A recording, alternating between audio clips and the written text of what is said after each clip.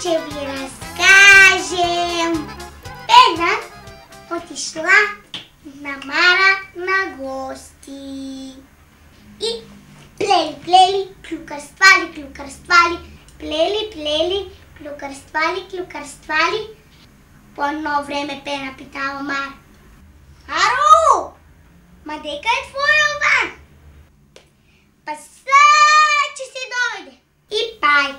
Плели, клюкърствали, плели, клюкърствали. По едно време Пена пай питала Мара: Маро, ма дека е твоя ован? Са, че си дойде.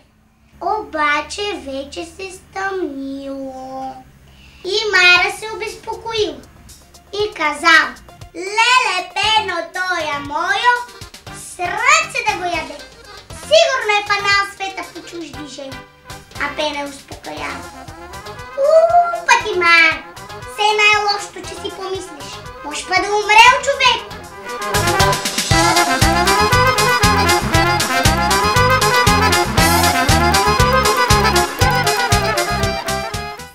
Трънчанка стяга децата си за събор.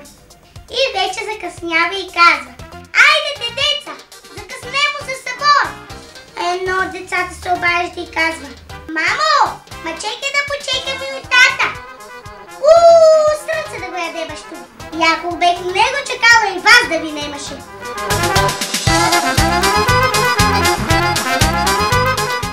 Трънчанин отива в браснарницата. И браснарят го пита: как желаеш да са ти мустаците?